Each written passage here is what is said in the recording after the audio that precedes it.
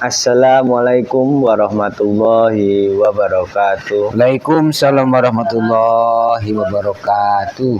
Salam sejahtera untuk kita semua. Om Swastiastu, Namo Buddhaya, salam kebajikan, salam agama tauhid. Kembali lagi di channel Teguh Marifat, di Bincang Santai Keluarga, tetap di tema yang sama, metodologi agama dalam perspektif tasawuf eksakta. Kali ini yang kita bincangkan ya, agar lebih santai kita bincangkan mungkin di surat Asy-Syura 51 itu tidak mungkin manusia berkalam langsung dengan Allah. Allah berkalam langsung dengan manusia kecuali melalui wahyu atau di balik hijab atau melalui Rasul utusannya. Sedangkan sekarang hanya yang menganggap Rasul itu sudah tiada, Pak. Itu kan bukan, sangat kita sendiri juga selama ini menganggap Rasul tiada. Kan sangat membingungkan juga. Rasul tiada. Makanya untuk bersambung kepada Allah itu wajib dan mutlak melalui mutlak melalui Rasul. Nah, gimana ini, Pak? Sebenarnya Rasul itu ya, ya. Rasul, kalau pengertian kita selama ini itu kan kita mengikuti Nabi ataupun Rasul, sedangkan kita menganggap bahwa Nabi dan Rasul itu kan sama. Nah, sedangkan pengertian Rasul itu sendiri itu pembawa wahyu, sedangkan kalau Nabi itu kan pengajar ya. Kebetulan saat Rasulullah itu antara Nabi dan Rasul itu satu sosok, sehingga orang tidak bingung ya. Nah, padahal setelah Rasulullah meninggal dunia, tapi yang wadahnya adalah Muhammad bin Abdullah ya, itu sudah khatam, sudah berlindung. Nah, itu dianggap juga Rasul mati gitu. Nah, padahal Rasul itu kan satu pangkat ya, satu kedudukan ya. Jadi ibarat kayak RT gitu.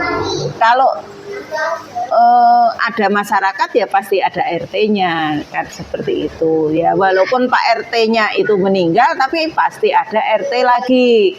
Pak RW-nya meninggal, ada RW lagi. Pak Lurahnya meninggal, ada Lurah lagi, seperti itu. Nah, yang selama ini kita pahami itu kan bahwa begitu Rasulullah meninggal, itu pun Nabi meninggal, Rasul pun meninggal. Itulah, padahal ada dalam Quran, di setiap umat itu pasti ada Rasulnya. Bahkan malaikat pun kalau menghuni dunia pun ada Rasulnya, dan setan pun ada Rasulnya. Wa ma arsalna sayatina, itu kan ada, berarti kan Rasul setan ya. Tapi Rasul untuk yang kufur-kufur. Lah begitu juga Rasul itu ternyata di setiap zaman ada. Itu yang perlu kita bangkitkan pengetahuan, kita tularkan kepada saudara-saudara kita. Itu kita beri, bukan memberi ya, kita pahamkan bahwa Rasul itu tidak mati gitu, tapi berpindah berpindah tempat, berpindah apa iki jenengane? Wadah, berpindah wadah. Sedangkan di Quran sudah dikatakan setiap zaman pasti ada rasul. Jadi rasulun min anfusikum gitu. Dari dari umat zamanmu sendiri gitu. Jadi setiap zaman, jadi orang Jawa ya pasti ada rasulnya Jawa gitu ya. Orang Arab ada rasulnya Arab gitu. Orang Mesir, orang mana, orang ini pasti ada rasul. Jadi rasul itu sebetulnya Tapi yang Rasul bukan biinilah. ya, itu ada rasul ya. Bahkan setan pun kan ada rasul. Nah, Rasul bukan sekarang biinilah. dengan hubungannya dengan Asyura 51 itu bahwa kita harus mencari Rasul sebagai wasilah untuk kita bertemu dengan Allah.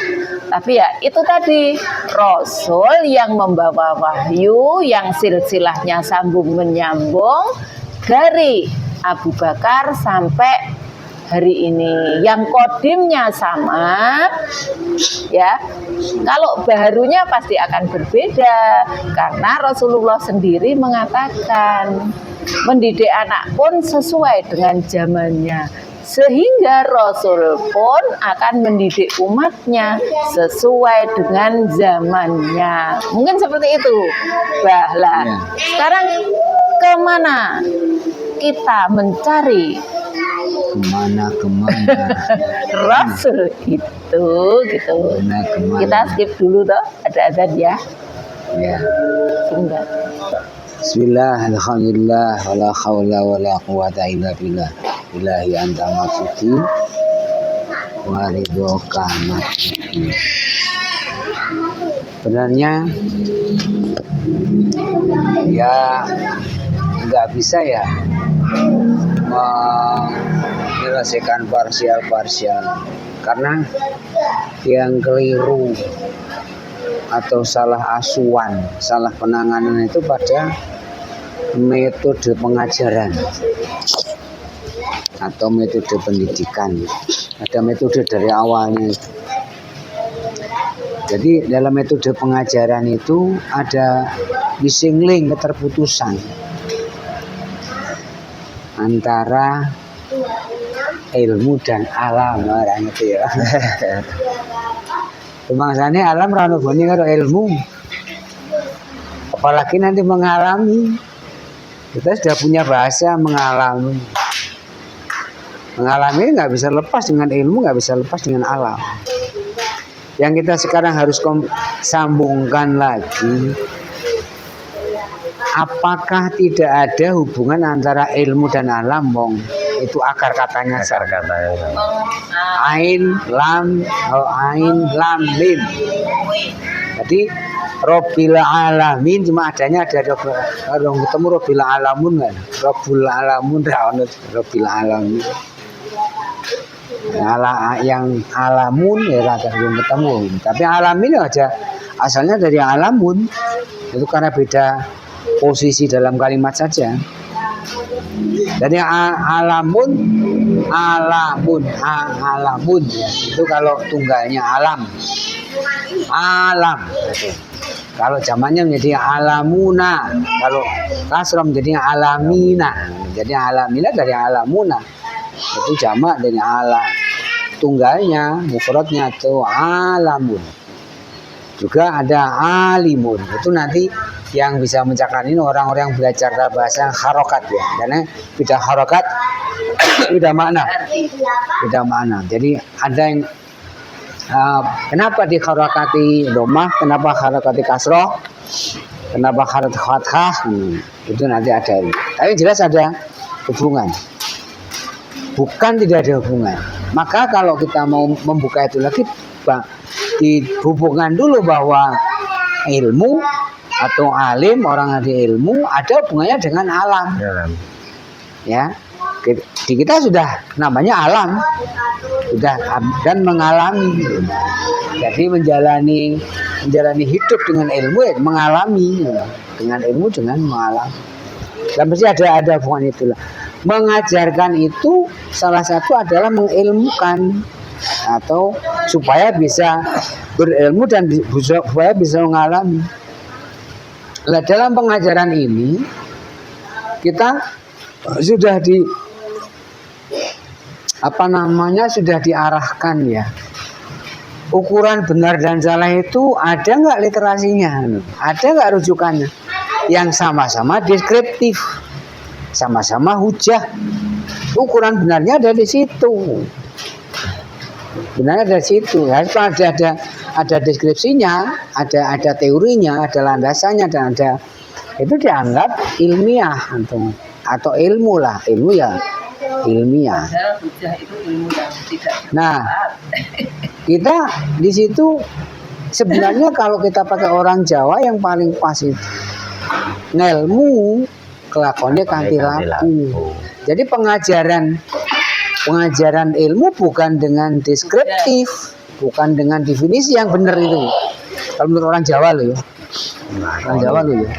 Pas juga di Arabia juga ada, di Quran juga al ilmu alal qalbi. Ilmu ada di qalbi. Jadi bukan dari hujah demi hujah.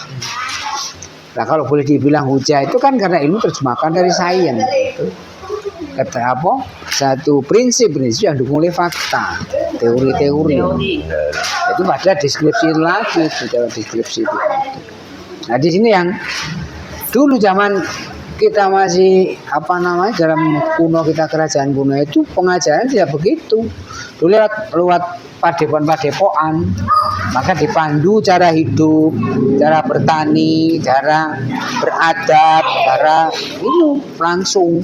Jadi bukan diajari istilah, deskripsi, definisi, bukan begitu. Di zaman padepokan ya kita langsung pada praktek bagaimana beradabnya, bagaimana sosialisasinya, bagaimana berdagangnya, bagaimana bertaninya, kalau itu seleranya itu. Jadi membangun karakter, itu. Dulu zaman dulu, sekarang nggak ada. Nah, sekarang pendidikan namanya schooling. Nah, schooling ini kan asalnya dulu dari pendidikan, kalau nggak salah dari Akademi Yeshiva dulu ya. Jadi di sana ada kelompok-kelompok untuk mempelajari kitab-kitab dan hukum. Nah, di situ. Jadi yang dikaji di situ adalah deskripsi, literasi. Dulu nenek moyang kita itu nggak seperti itu. Kalaulah ada sifatnya hanya untuk bahan mengajarkan. Kalau di kuliah sekarang namanya silabus ya. Jadi bukan buku. Itu yang kita agak susah untuk menemukan ini karena antara teori ujaran atau sebutan itu tidak serta-merta gaduh. Malah terpisah sosok, sehingga tengah mati untuk menemukan kebenaran itu mau diukur dengan deskripsi kah, teori, literasi, atau diukur dengan mengalami prakteknya itu. Nah, di situ yang berdebat. Sehingga yang tidak ada deskripsinya, nggak ada literasinya, dianggap tidak ilmiah. Padahal orang bisa belum tentu itu mengalami. Tapi kalau di pengajaran yang utama dalam ilmu kelakuan kanthi laku itu di Tembang Mocopat. Jadi praktek ilmu dengan praktek itu kadang-kadang mendapatkan ilmu pengetahuannya, kawrunya itu setelah praktek. Namun sudah gitu ya. Itu yang pertama, itu sangat sulit diuraikan. Karena itu faktor bukan tanpa kepentingan. Akhirnya juga kita sekarang kalau tidak ada literasi nggak ilmiah, nggak modern. Sehingga modernisasi itu adalah sebenarnya agak membungkam metode pengajaran ya, sehingga mengajar itu dengan praktek. Makanya kan hari ini kita berdebat pendidikan apa pengajaran, nggak rampung gitu. Pendidikan itu hanya apa bedanya dibolak-balik, maknanya nggak karu-karuan. Jelas itu sudah hilang, sudah kehilangan kiblat. Dulu idolanya, guru utamanya ya guru Gumal jenis digugulan ditiru bahasa Jawa. Itulah rujukan pertama. Sehingga tidak ada guru yang sifatnya tidak mulia. Mulia. Maka penyimpangan dari itu kemudian guru tidak merasa lagi terikat moral untuk mempresentasikan apa yang diajarkan. Karena ya akhirnya kan kemudian orang schooling, orang belajar itu bukan mencari bisa untuk hidup, tapi untuk mencari skor atau nilai. Tidak bangun karakter atau itu untuk bernilai. Jadi dah belok lagi dong. Belok Lagi. bisa lagi. Jadi angel ya. Angel. Yang kedua dari segi bahasa. Bahasa dulu sebenarnya namanya sebutan. Dirubah menjadi merek. Dirubah menjadi merek. Apapun jadi sebutan jadi merek. Ketika merek ya hanya itu toh yang boleh dibilang. Misalnya paling gampang kita sekarang. Tairun atau toirun. Toirun itu sebenarnya kan terbang. Tapi itu jadikan akhirnya burung. Sehingga yang terbang selain burung nggak disebut dengan tairun. Padahal terbang. Yang semua yang terbang itu tairun, sebutannya tairun, sebutan loh, bukan merek loh. Hari kita mengabaikan. Jika tidak akan pernah bisa membaca di Quran itu wali Sulaimana Ari ada di Sulaiman ada Toiron tau wat Toiro jadi Sulaiman itu awibi mahu wat Toiro kan. Jadi kira-kira mengundang para gunung-gunung dan burung gitu, sehingga konotasi jadi Sulaiman bisa bicara dengan burung gitu loh. Padahal Toir dalam bahasa personality namanya outstanding, itu capaian yang luar biasa, melesat, itu namanya Toir. Kalau ini jalan melata, berjalan bisa melata, bisa melata dengan perutnya, gerak dengan mulutnya, atau gerak dengan kakinya, itu melata. Toir itu yang yang tidak orang ngambah bumi, itu namanya Toir itu jadi burung. Jadi merek atau nama tertentu ya. Nah, itu sudah, sehingga semua di Quran yang sifatnya semua adalah sebutan, dan sebutan itu adalah suatu sistem, sehingga dikebiri menjadi merek yang bukan itu namanya. Nah, itu sudah sulit lagi kita akan menemukan. Hampir semua kata di Quran adalah sebutan, bukan merek. Kita juga terjebak lagi. Allah itu merek Tuhan. Padahal itu sebutan. Fungsinya adalah ilahun, al-ilahun menjadi Allah begitu.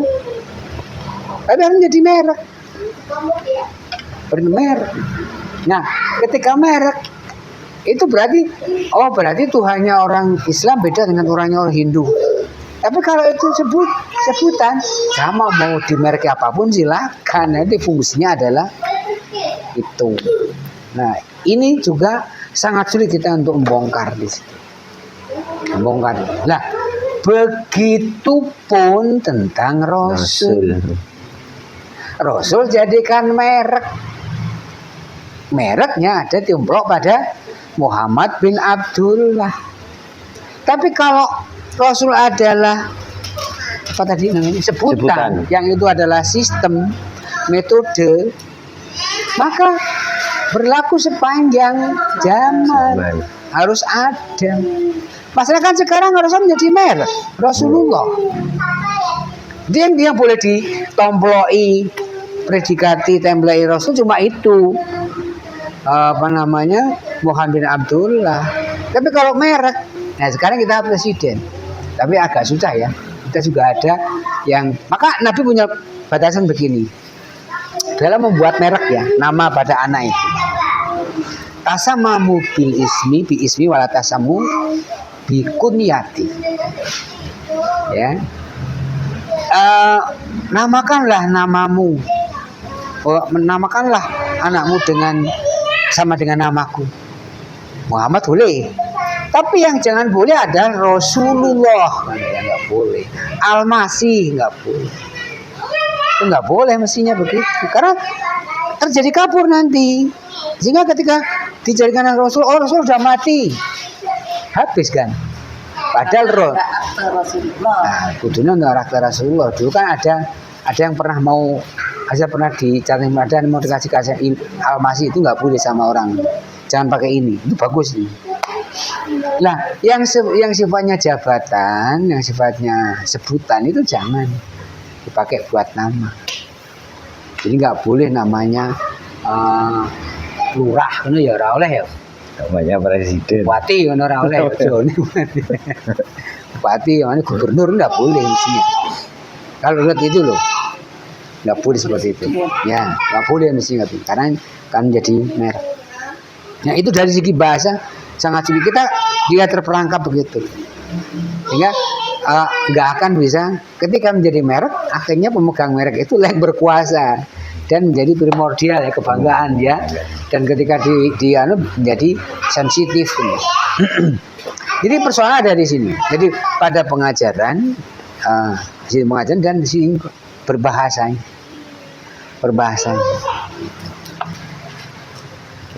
Jadi dua faktor itu yang sangat sulit, yang hampir tidak mungkin orang menemukan jalan kepada Allah. Nah, sehingga setelah kita praktek teori di sini, karena 100% adalah praktek, baru bisa menemukan gitu. Di sini hampir deskripsi itu nggak penting, kecuali hanya sebagai advertising, memancing orang supaya tertarik. Tapi nggak bisa dengan deskripsi itu akan menemukan jalan yang hakiki. Jadi itu tadi kita memang tidak pernah menyadari ya, bahwa Rasul ataupun Allah itu dijadikan satu merek,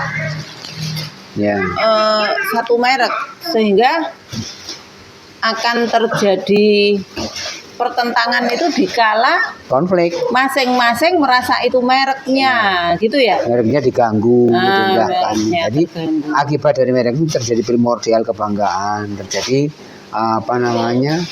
kesensitifan ya. Jadi sehingga tidak lagi rahmatan lil alamin ya Rasul itu. Nah, itu dia nah, dari situ kan. Sehingga nggak akan mengarah ke sana, nggak konsisten lah memahami.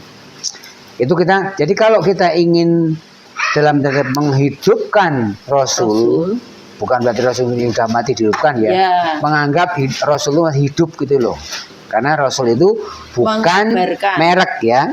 Rasul itu adalah fungsi, jabatan atau sebutan yang kapasitasnya, yang kualitasnya, kapasitasnya, kompetensinya, kewajibannya, tugasnya menghubungkan antara manusia di dunia ini, di bumi ini dengan Allah yang ada di aras lewat itu tadi gelombang rohnya ya, yang roh itu turun dari Allah setelah dituruni Allah ya. Di situ Rasulullah jadi pembawa wasilah atau katanya adalah risalah ya. Cuma ketika risalah diartikan tulisan juga nggak jadi lagi. Jadi kalau kamu nggak tulisan toh, padahal yang dibawa itu adalah daya, power, potensi, energi, gaya yang tidak kasat mata tapi nyata seperti sebuah gerakan atau mekanika ada, cuma nggak bisa dilihat ya. Tapi dampaknya adalah wujudnya ada ya. Seperti kita punya gaya, kita punya roh. Tapi nggak bisa rohnya di mana. Tapi tanpa punya roh dia nggak bisa bicara. Itulah energi, itulah potensi, itulah gaya. Ya padahal dikiranya wasilah itu adalah risalah. Risalah. Begitu risalah, orang akan masing-masing menafsirkan menurut diri ya sendiri. Tulisan risalah itu kayak risalah. Kalau kita itu risalah rapat, jadi dipersempit toh. Dipersempit risalah rapat yang tulen rapat, sehingga tulen orang bener gitu kan, jadi tulisan. Jadi persempit itu ya. Yang aslinya tidak lewat risalah. Itu. Jadi Allah turunkan wahyu kepada Rasulullah ya. Itu bentuknya bukan itu, bahkan lafalnya juga mungkin bukan itu. Ada kemarin YouTube yang mengatakan kata Bismillahirrahmanirrahim sudah ada ribuan tahun karena itu bahasa Semitis, yang Semit, satu rumpun Semit, bisa Yahudi, bisa Eropa, bisa itu rumpun Semit namanya, termasuk bisa Arabiah. Itu ada di rumpun Semit. Kalau kita rumpun Melayu ya, jadi ada nanti ada Bugis, ada Jawa, ada Melayu, ada itu rumpun Melayu namanya. Itu satu rumpun sudah ada Bismillahirrahmanirrahim. Jadi akan mendownload ilmu atau daya atau itu apa yang konsep dari Allah disesuaikan dengan sistem bahasa ya, baik kaidah maupun dialeknya, sehingga menjadi ucapan Bismillahirrahmanirrahim karena sudah ada dialeknya Bismillah itu. Jadi bukan asing seperti itu, udah dikonversi ya dari bahasa wahyu dikonversi menjadi bahasa manusia. Diulang yang lafalnya adalah Bismillahirrahmanirrahim, yang tulisannya ba, sin, mim, alif, lam, ha dan seterusnya. Nah, itu karena misalnya semacam Bismillah itu karena dianggap itu adalah merek dari satu golongan gitu, maka akan menjadi sensi. Padahal kemarin yang di YouTube itu yang mengatakan bahwa Bismillah itu adalah seorang pendeta. Dan seorang pendeta itu tadi setiap mau melakukan sesuatu selalu Assalamualaikum dan Bismillah gitu loh. Selalu itu pun pendeta. Sehingga sebetulnya ya dari zaman Adam sampai Muhammad itu pun sama ya ajaran itu. Nyatanya ajarannya sama, iya, bahasanya kan? berbeda. Iya. Mungkin bahasanya berbeda. Bahasa pun dulu asalnya sama. Cuma karena ada program untuk misalnya bahasa anak muda dengan orang dewasa kan bisa toh ada istilah-istilah tertentu gitu kan, supaya tidak diketahui orang tua dan anak-anak punya bahasa sendiri. Itu asalnya dari pergeseran lisan seperti itu. Kalau istilah Qur'annya apa? Perubahan dialek lah kira-kira mana. Nah, perjalanan adalah seperti itu ya. Jadi betapa sulitnya kita akan mengungkap kembali karena tadi sistem pengajaran sudah tidak sesuai, sistem bahasa tidak sesuai ya. Kemudian kita sistem ilmunya tadi tidak sesuai juga ya. Apalagi tadi saya bocor, nanti kita suatu saat kita kupas itu. Yang benar pertanyaan saya itu secara apakah tidak ada hubungan bahwa ilmu dan alam karena akar katanya sama cara bahasa dan itu harus sama ya. Kita bahas di selanjutnya ya. Kita bahas di selanjutnya. Di selanjutnya akan kita bahas seperti itu ya. Jadi kita hidupkan lagi ini cara bagaimana menghidupkan Rasulullah. Jadi bukan membagian orang kaifatuhil mauta ya, seperti orang mati hidup lagi.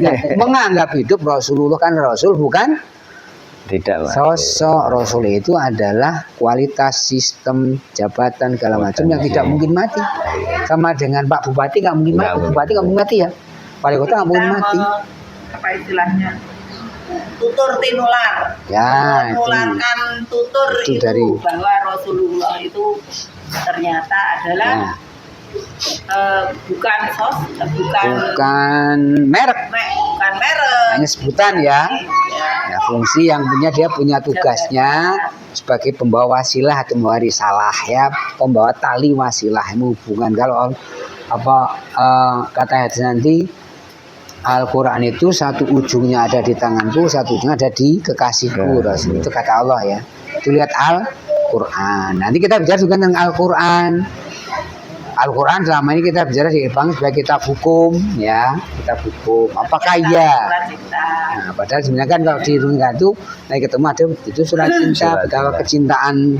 Bahasanya bahasa ringan sekali, bahasanya enggak bahasa mengancam begitu ya. Kalau mengancam itu mengancam karo nek cara awake dhewe sih mengancam karo pacare ngono lho. Apa mengancam ingin membunuh bener? Ya enggak, mengancam ingin meninggalkan bener? Enggak.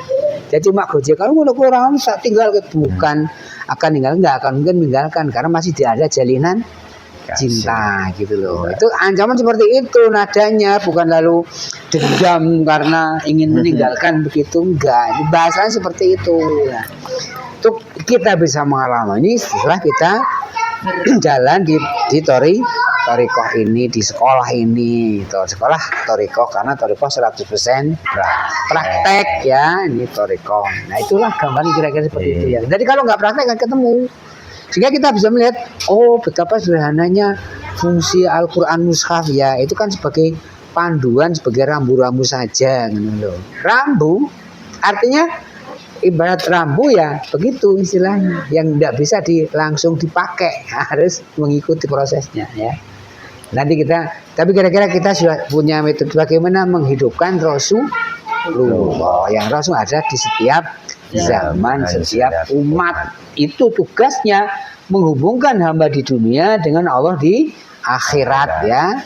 Akhirat yang waktunya juga sekarang juga, karena secara roh akhirat dunia real time right now, jadi tidak ada jeda waktu, bukan besok, real time right now, karena dimensinya akan berbeda ya.